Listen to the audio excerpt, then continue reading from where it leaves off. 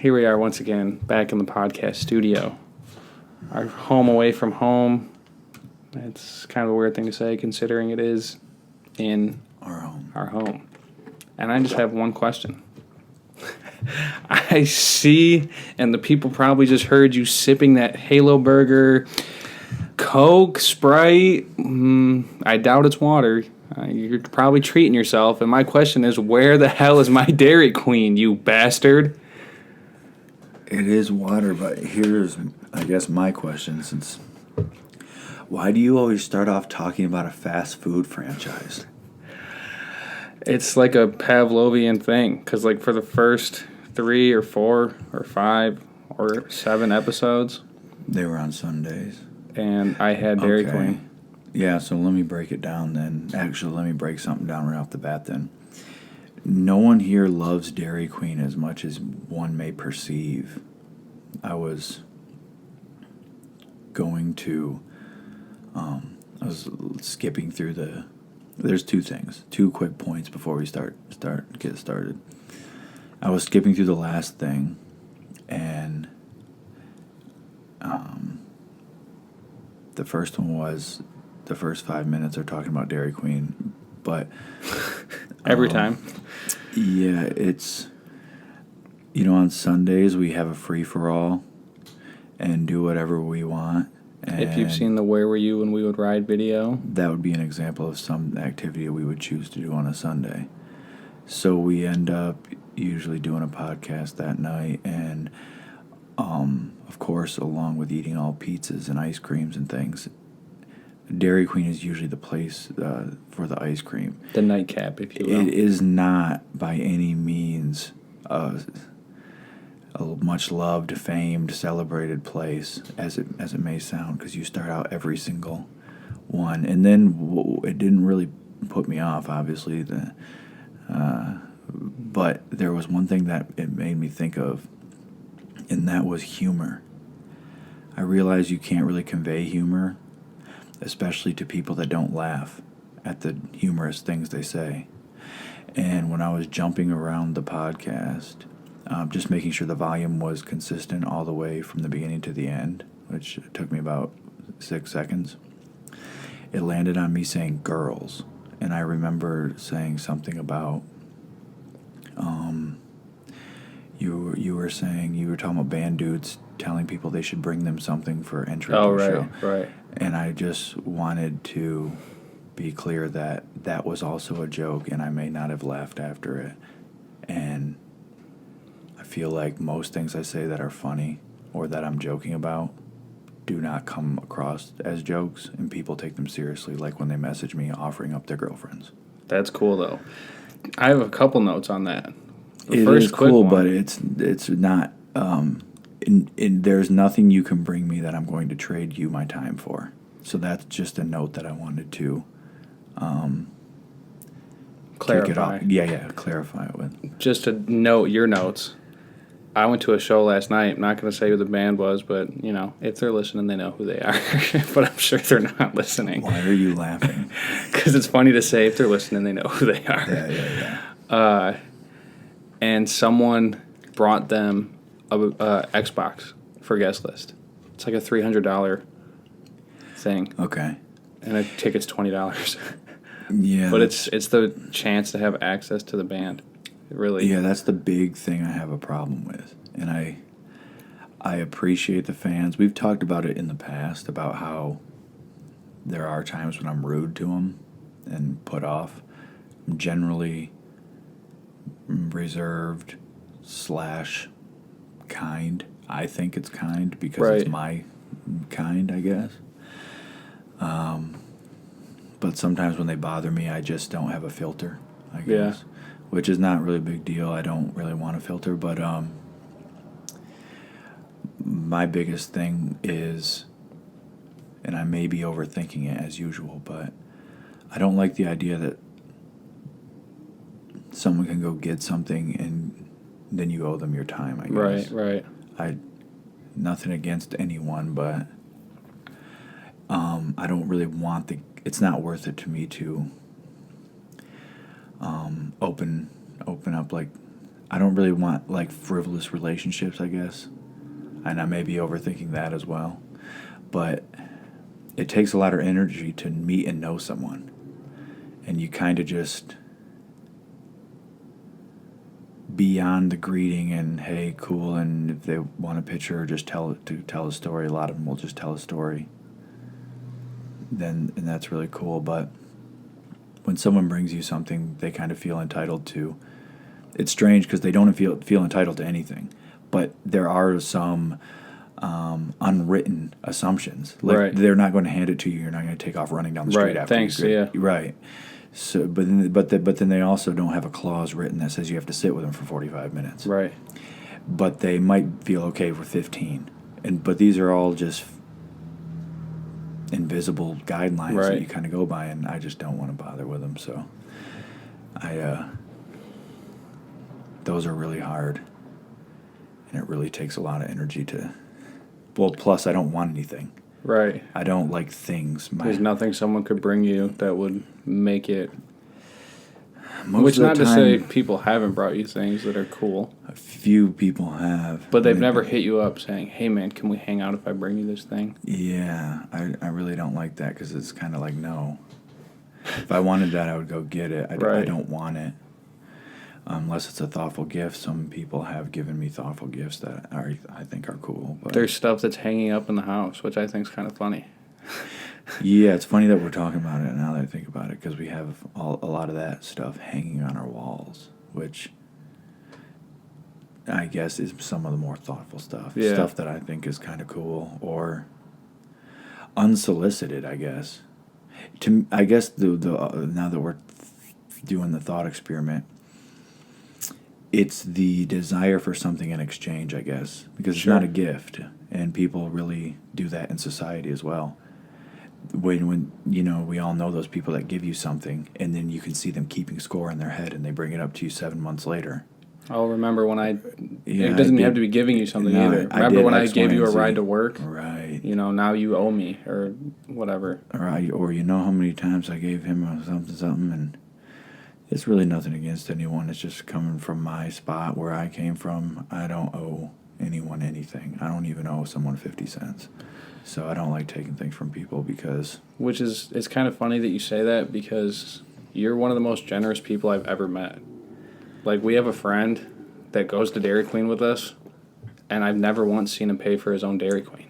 You always buy it for him because every time we go, he's like, whew, pocket's looking a little light today. He's like tapping his pockets like if he does a spell, something's going to appear in there. He's looking at the menu. He's doing math in his head. I can see him doing math and... like it's ever going to be, but now it's more just about what would it be? Like a earned, because he's not asking. He's not flat out asking. Yeah, he doesn't ask, but it's an earned respect or something. I is how I would classify it, or earned or a recognized value or something like that. Yeah, it's. I guess I'm trying to think of the way to break it down. It's kind of impulsive, too, because there are people that I'm just as good, if not better, friends with that I wouldn't do that right. with. And it's because I don't appreciate them in that way. Yeah. Or it's almost like the way you describe that, it's almost like not fed up, but it's just like, it's really nothing for you to buy a $5 Blizzard for somebody. I think coming from a place of having nothing, if I feel like I have $5 and that person doesn't, then I'll definitely buy him whatever he gets. I don't fucking know what he gets, but I don't think he even knows what he gets. It's almost like Abe Lincoln status, where the old do-gooder quote he has, but really it's kind of just what I always think, and I may be a fool for this, and I think we may have talked about this as well, is if this person had it, would they do it for me? Right. And if the answer is yes, I'll usually do it. Because I can't use that attitude, that benevolent attitude for all the people around me. Because or else you'd be broke. I would be more than broke. I mean, growing up, I had no value, and I let people with no value around me. Some people stayed low to no value, those type of people will take and never give, so it's two things. One is, would this person do it for me? The second one is, I think, the most important part that people don't think about. Is this person ever going to be in the position to do that? So you have the friend that hypothetically would. Right. He would verbally. He'll tell you 100 times, if I had it, I'd da-da-da-da. Right. And then you have to think in your mind, are we going to be 50 and he's still going to be saying if? If, right.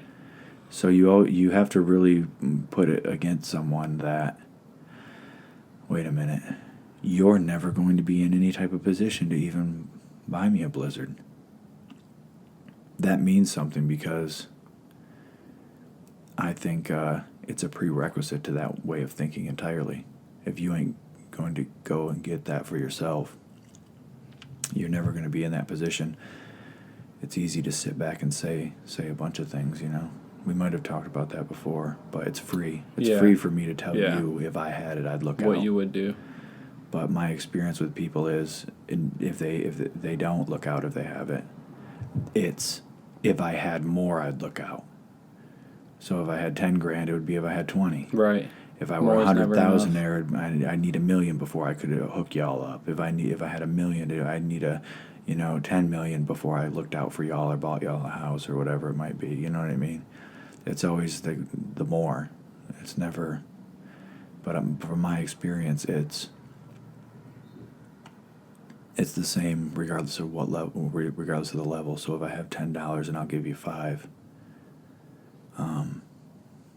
it goes all the way up. Right. It doesn't matter how much it is. If you're a dude that's not giving people shit, you are not going to give them shit regardless of how much you have. You're just a stingy ass dude. Whether or not you have it, or whether you have it or not is completely besides the point. That's off on a tangent, though, I think. Right, but it's an interesting tangent. The only thing, I kind of want to come back to it, but I did want to mention that, like, something that people might not know about you, just from the person that they see just by listening to the music, if they don't really know you, dude, you're actually funny as fuck. And I know you don't think you are, but it's like I wrote notes when I was reading your book. I'm a stan.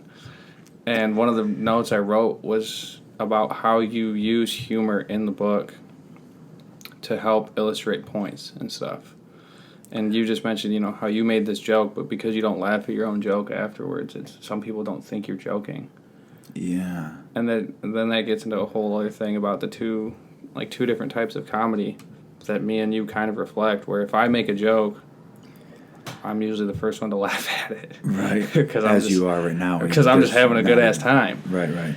And you kind of see someone like Dave Chappelle does that, like in the new stand-up special. He'll make a joke and then laugh and walk off stage, or something like that. He always taps the mic on his leg, yeah. Which is so funny. But there's other comedians, like a deadpan style. They say something funny, and they'll just straight face through it.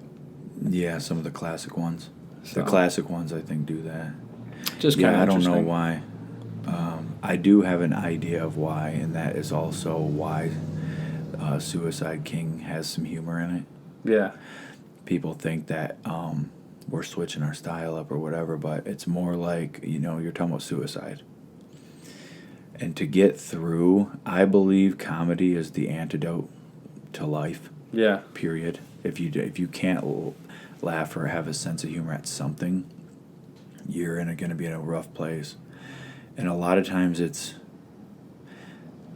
people that have that tendency or whatever, like, I feel like I have this obsession with death, to use a poetic term.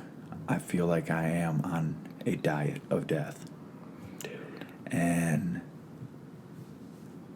the only way you get through it, like this shitty life or whatever, in the book, or the life that I've had, or in the one that I'm writing about in the book, whether it's encompasses everything or not, because it's just a few years. The only way you get through it is through humor. Right. The only problem with that is your humor's a little bit darker. I don't like to say darker because it reminds me of dark comedy movies. It's not that. It's Yeah. more just like grim. Well, some people just don't get it, and they just think you're an asshole. Yeah, Sometimes. that's a little bit of a misunderstanding. But what I always think of, and I don't know why I think of this, because this is not one of my favorite movies. It's good, a good everything. I don't know why this stands out to me. I believe at the beginning of The Departed,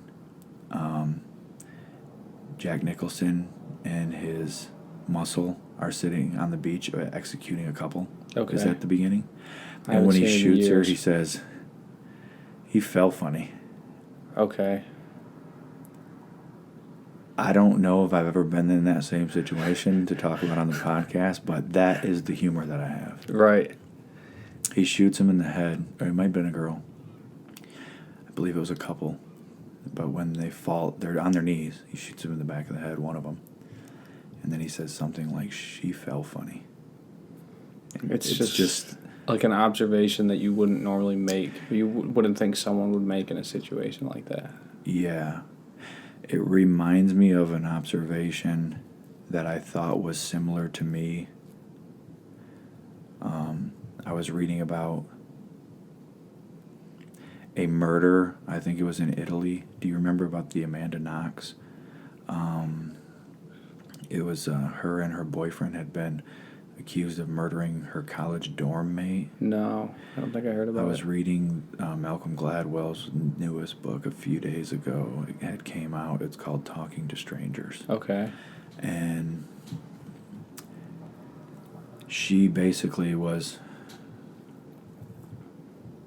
thought guilty because of how she acted wasn't how you would presumably act if you found someone in your room dead. Rather, she acted kind of like she did it. What did she in do? their eyes, nothing. She didn't do anything. She came home and found a dead body. But her personality was all everyone was saying, prosecutor, police, whatever it was she doesn't act like someone whose roommate just got killed. Right.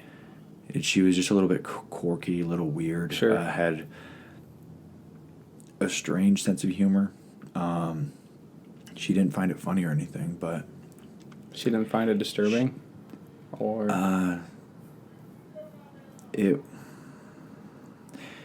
Yeah, but not to the degree that they thought she should have.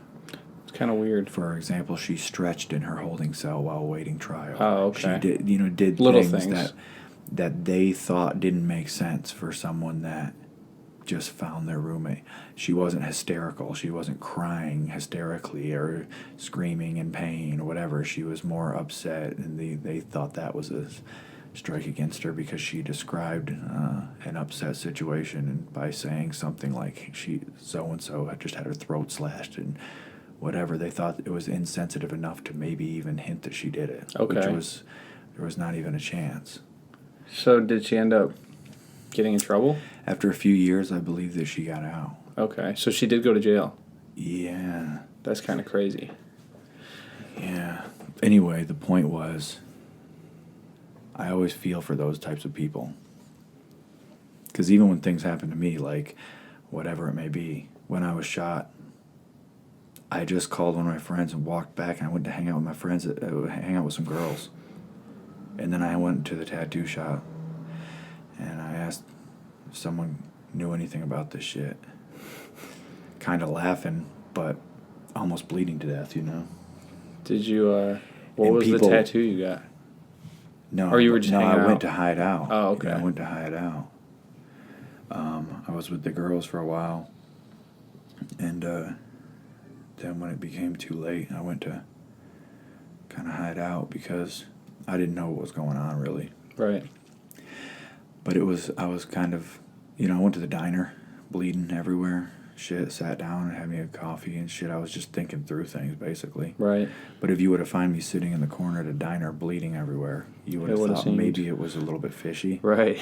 Maybe I was in the wrong for something, especially how funny I thought it was. So much so to where when I tell these things out loud, they're kind of, people don't believe them, I guess. Right. So it's kind of it's just a personality thing. But my point was, comedy's important and humor is too. And I don't have a great sense of humor, but I think I do have a strange perspective in comedy, and humor and lightheartedness and even playfulness is a lot on the latest record. And it's that way by design. It's called Suicide King. Do you have like an example? Like a Have you listened example? to the lyrics to 4/5? Okay. You have to be retarded, right? I mean, have you ever seen a grown man do a backflip? Like something like that? Or yeah, I mean, even that's wrong to laugh at. You're Right. talking about shooting someone with a gun so powerful that they backflip. But it's just that, type of... You're not supposed to laugh at those things, but one thing that I did that I thought was more about attitude was, and this comes... I believe we talked about this before when I talked about not writing. I just say shit and bitch, and it's just really stupid, elementary style rhymes. It's not by in any way am I proud of it, but it's just an attitude. It's more like punk rock. It's like an attitude, not a skill.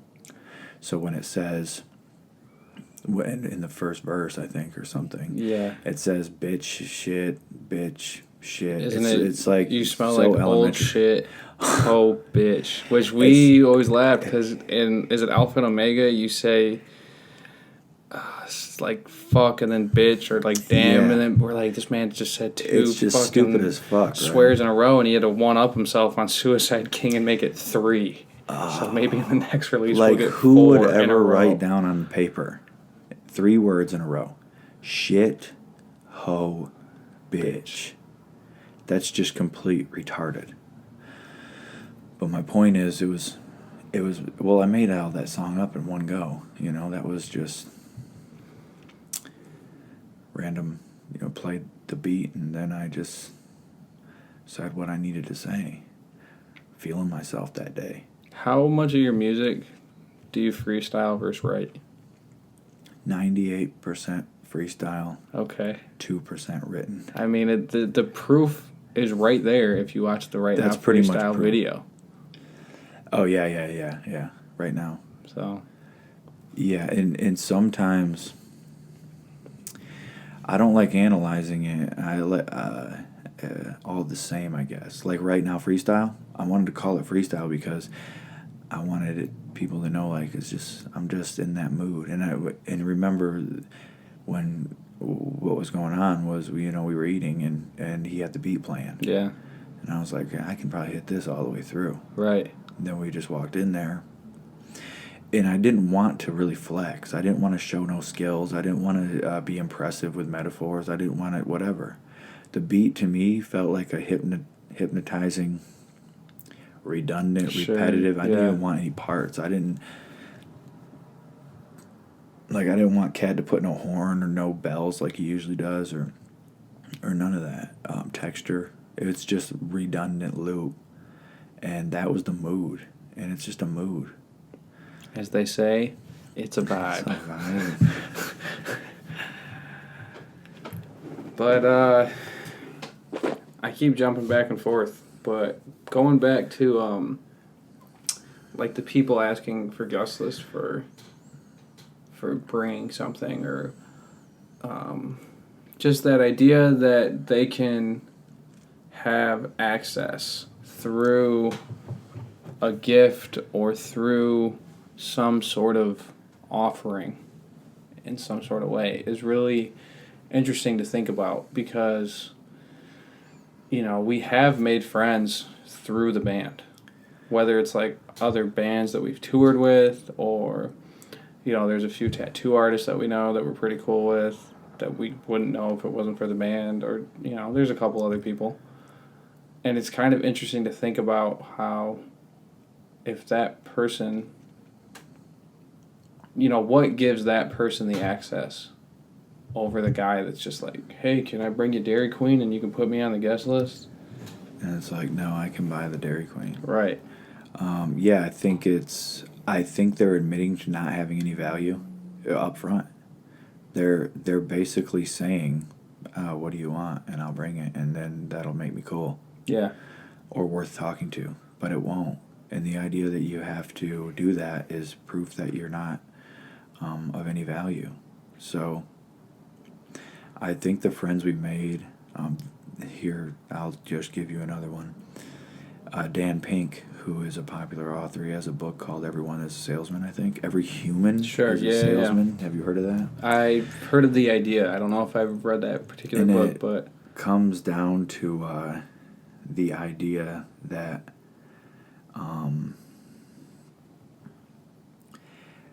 value. It comes down to... everyone's offering or some sort something. It doesn't have to be a physical good or even a service. It's called To Sell is Human. Okay. And he's talking about the value of people all through the book. Right. And it doesn't have to even be a thing. It's actually a jab, I think, at vanity, and I think it's also a jab at intellect if someone offers you something in exchange for your time, whatever. Yeah. Friendship, potentially. I really like the thoughtful things. I like thoughtful things and stuff like conversations or whatever. For example, some of the things, like we became friends with Sarah and Ray. Yeah. For example, some of the things we talk about, you couldn't have those conversations with just any Tom, Dick, or Harry. Right. So when you talk about offering something, it doesn't have to be a tangible thing. It can be intellect or something else. A social exchange, really. Aside from the fact that they're really interesting, and you kind of like people to be interesting, right? Yeah. I mean, my whole diagnosis is, when I was young, I was very worthless. There was not any value to me at all.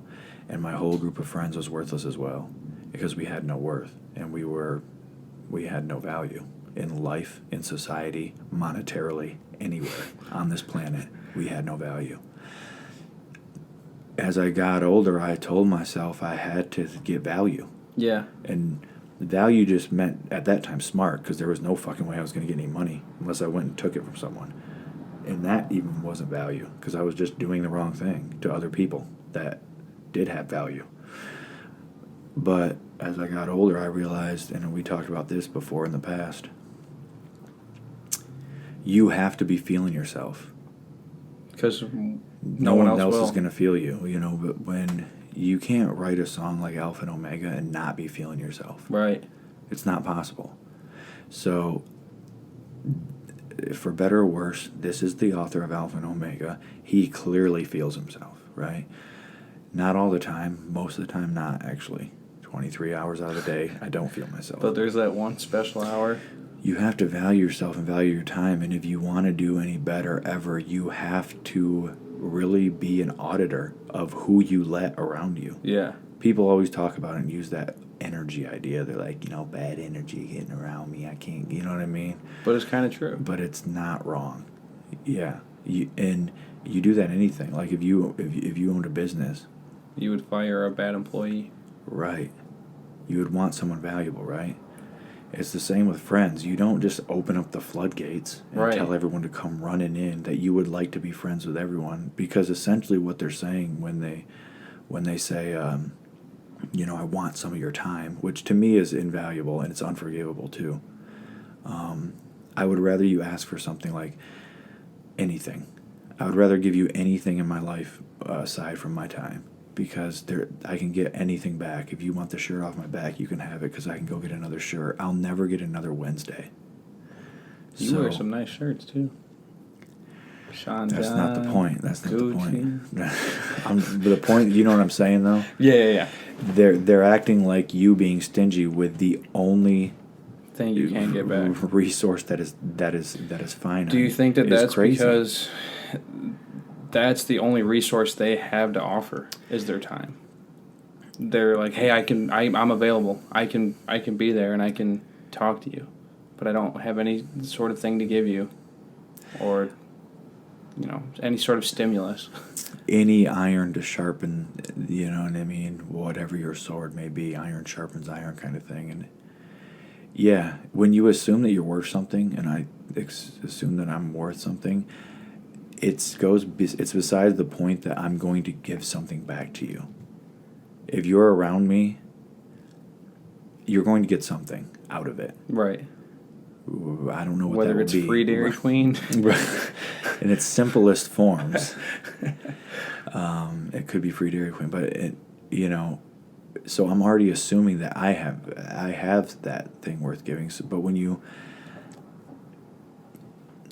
offer otherwise, you're basically just saying, I have pretty much no value and nothing to offer besides this stuff you can go to the corner store and buy. And I can't really necessarily say I won't give you my time, because I still do that. But I'm definitely not inclined to. If you ask something interesting or if you do something interesting, I might be curious about those types of things. But just to blindly give away your time, to me, is just crazy.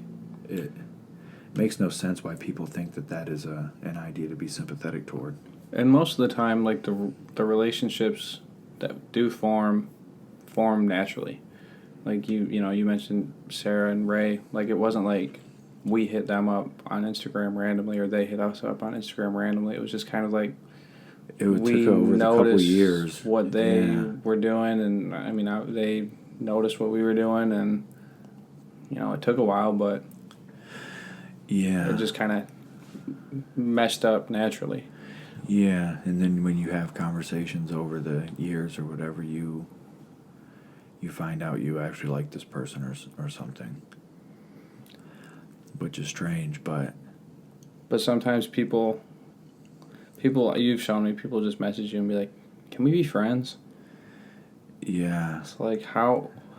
And the answer is no, because no one that I would want to be friends with would ever ask that. Right. I don't think, even taking away the music and, if you, whatever you want to call it, the anything, idea of anyone access, on the street or anything. Yeah. No one becomes friends like that unless you're a child in elementary school. Which in that case, you would be two children in elementary school, in which we aren't. Right. Which even then, there's probably some sort of subconscious determination of value going on between two children when one says, "Hey, do you want to be friends?" You know what I mean? Yeah, you're in the same place at the same time, and you probably have more in common than whoever is messaging me. So it's interesting to think about how friendships form, really, I guess. Yeah, it's not a thing to be taken lightly, and I also don't like that people completely overlook the fact that some people, it's a little bit more sacred too, I guess. Some people are a little bit more stingy, which that I am. I don't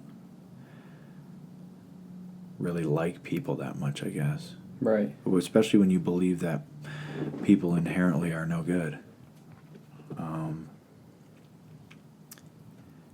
That 8 out of 10 people that you walk by on the street probably don't want to know. And that's just where I come from, so I'm not really at that point yet of real enlightenment. As far as the general populace goes. Yeah. It is crazy, like, how, I think we've talked about this, but the idea that because you're in a band and someone likes your band, there's a sense of duty bestowed upon you to be nice to that person. Yeah, I think we did talk about that in the past, right? I try to be nice in some things like that, but sometimes when I'm off, I'm off. And sometimes, I do things that you can't necessarily erase or undo or whatever it may be. And sometimes I'm just being myself, and I'm not really apologetic about that. And it seems like if you knew anything about me, or at least observed anything, you would understand kind of that I'm not the type of person to X, Y, or Z, you know what I mean? Make some observations and some assumptions. And it's kind of, I don't know if tough's the right word, but for a lot of these people that want to meet you and talk to you and have a chance to be your friend or whatever, it's like you get few seconds or a few minutes, and if you're just not feeling it, right? What's that saying, like, don't meet your heroes or whatever? Not saying that you're anybody's hero. You probably are. But Yeah, not saying that, but saying that it'll be a letdown. It's because it couldn't I like have the anything to do with the counterpart person. to don't meet your heroes is don't build people up. Okay, sure. You know, that's my... People are just people. Yeah, and that's not to say that I don't think I'd have a good relationship with some of the people that I think I admire. But usually the people that I like, usually the people that hang around me, are not the type of people that do what we just described. Right. We're not hanging out because they did that. Right. So, I don't know what the point was, but humor is the antidote to suicide. Keep you from Fact. doing it until... Something kind of interesting that you said was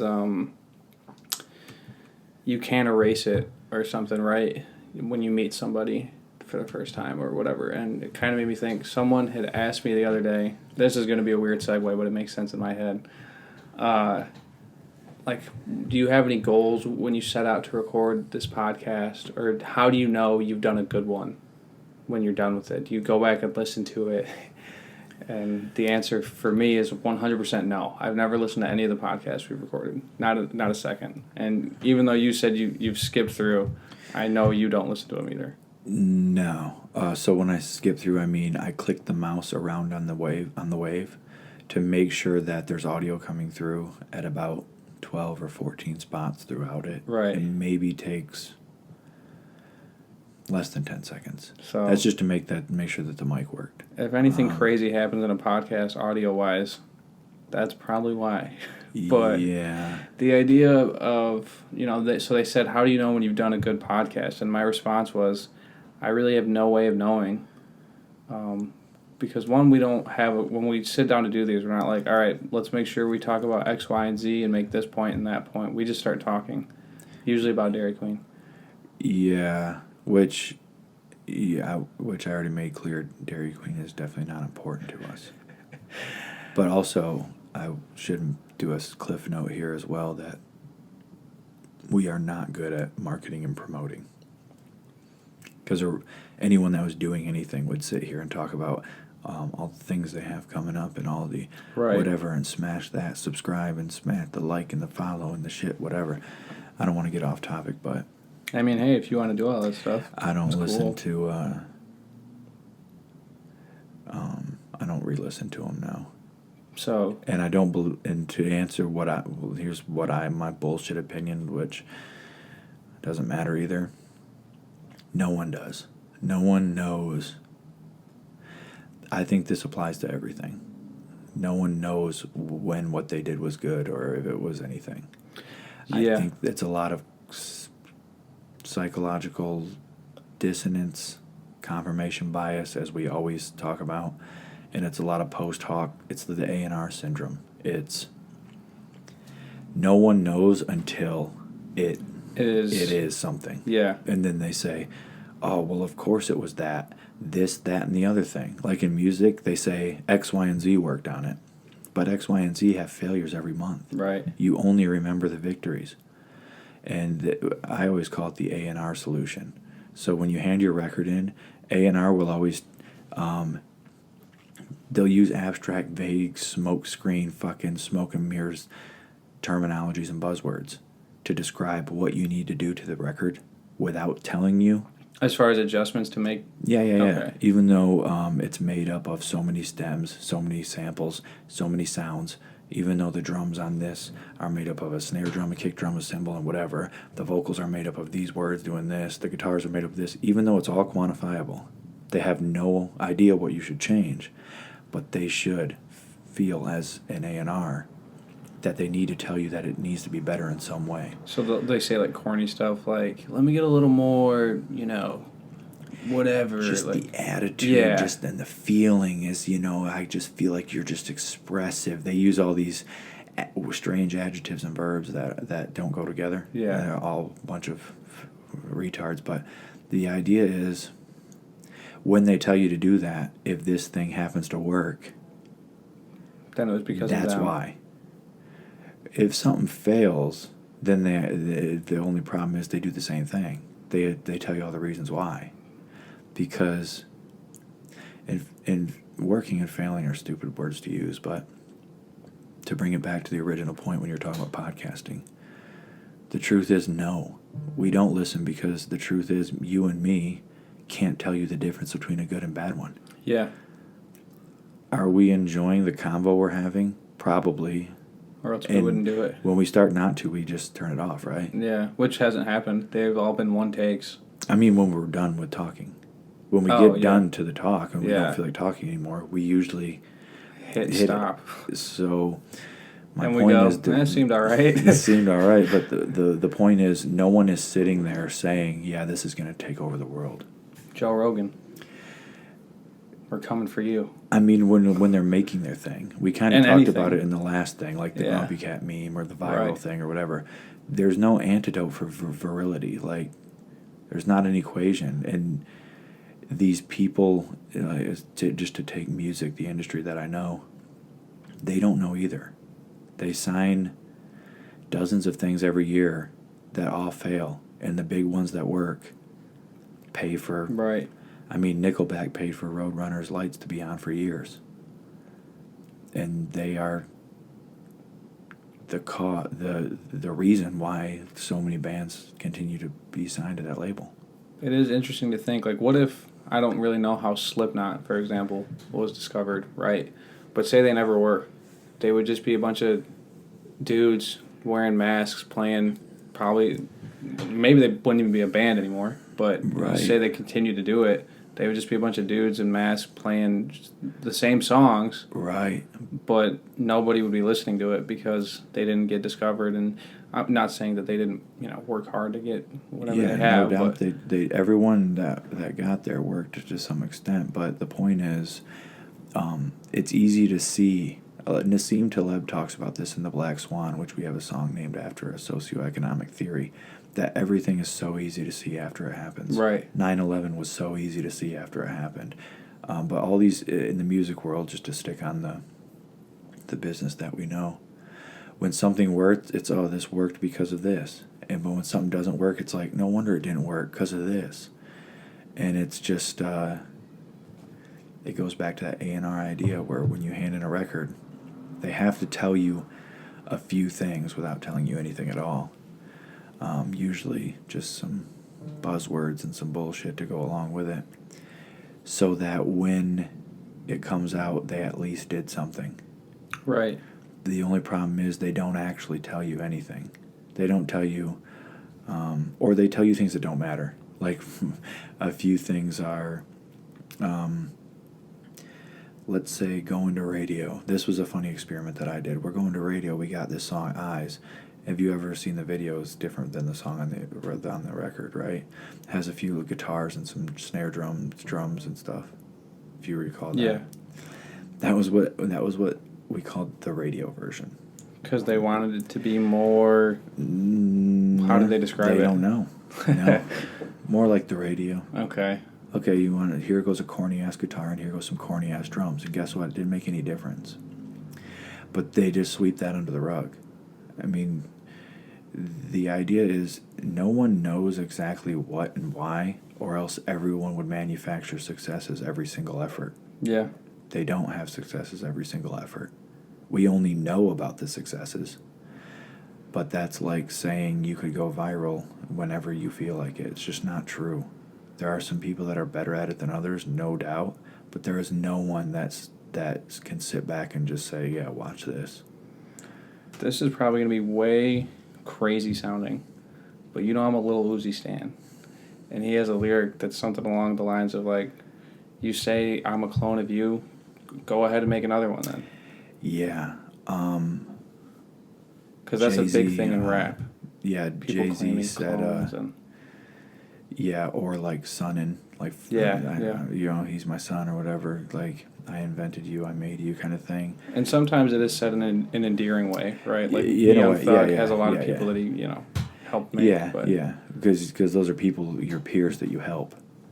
But when it's in a negative way, Jay-Z said, I think, may have said it first, I can't can't recall, but he said, so-and-so say they made me. Okay, we'll make another me. Yeah, right. And they can't because it's not possible. Yeah. And kind of got off on a tangent there, but the point is, we kind of touched on it last time, too, when you were talking about Grumpy Cat meme or something. Yeah, you don't know you that it's going to be. You didn't say, I'm going to make a Grumpy Cat meme. Right. It was a cat picture. The And world decided that it was a meme. I really don't like the idea that the evolutionary biology term memetic is a pop culture phrase to describe a photo these days, but that is the sad world, and that's a meme. And it's strange because no one knows where the word came from. Right. I mean, it was Richard Dawkins, but no one knows that. And the idea is, it's strange because everything is so obvious after the fact.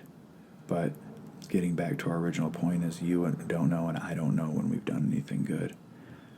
And you can't know. And it's a strange place to be in when you're creating things because everything looks the same. Right. Every podcast, every song, everything. People are... If you go to our Spotify and it says Alpha and Omega, Kill 'Em All, Fat Around the Heart, singles are the most listened to. Those songs all look the same to me as all the other ones. I don't look at one and say, this one's going to be the number one on the fucking Spotify. Right. This is one that's going to be at the workout playlist and that's going to get picked up by Spotify and make it bigger than it would have been. Whatever. Yeah. You don't... There are people that kind of have their ear on that type of stuff and they have a knack for it because that's the world that they live in. But it's not necessarily just a formula that people have down. I don't think there are people that increase their odds, like Max Martin has obviously done pretty good for himself, but I believe that is a world built around him, and he's also an exception, not the rule. But it gets to the point where when the world is built around you in a certain way, the way that you move is... L.A. Reid was kind of like that. The way that you move is kind of... You do have say in what the people want, I guess. Steve Jobs has the quote that says they don't know what they want until you sell it to them, sure. kind of thing. Or the Henry Ford one, which we always say. That we said before. Yeah. Faster horses, baby. If I would have asked people what they wanted, they would have told me faster horses. That's the point, I guess. It's interesting to think about, too. Like, I always feel like stuff like fashion or things like that, like, you could look at something and, it would be considered in fashion, but why? Because people say it is. Or, I mean, I just thought of this, too, like, the American traditional style of tattooing was, as far as I'm aware, started because that was, like, the quickest way for them to do it, to get these big, bold images so that you know what it is, but they're still kind of simple because they're tattooing sailors and soldiers, like assembly line style, just getting them through quick. But now it's like a whole, it's the go-to style, if you will. So... Yeah. You said the American style beyond the tribal stuff, American traditional Egyptian stuff, but yeah, and that's just an origin thing, and it's it is weird when people make it more than it really is, and right. They do that all the time with hip hop mainly, but when you look at something and they dream up a whole idea about how it's such a work of art. I think we've talked about it before, but someone that left I believe it was a pineapple or something at the LA museum. Okay. Kid was eating it, left it there. Before they knew it, there was a crowd around it, thinking it photographing it, and there was an article written about this genius new modern piece. Right. It's kind of crazy. Because there are, modern art's a little confusing to me. I don't write it off. Like, if I'm ever at a museum, I look at it and I try to think, where it could be coming from. But, just that idea that anything is anything. Yeah, as you like to say. we have a saying called "anything is anything," and that basically sums up this whole podcast. Because, yeah, on one hand, you're like, this world is completely full of shit. But on the other hand, you're like, anything is worth some real thinking. And that's kind of what this podcast is kind of about. It may sound like we've overthink simple ideas, but there's really only a handful of ideas worth thinking about, and everything else is just kind of an extrapolation of a handful of simple ideas that pretty much are contained in any thought. And my point is, things like the simple pineapple sitting there are actually worth examining, but it is a sick, sad joke that people, things like museums and these types of things are very weird. But yeah, I don't know. It's a weird. I'm trying to think of basically how to summarize it.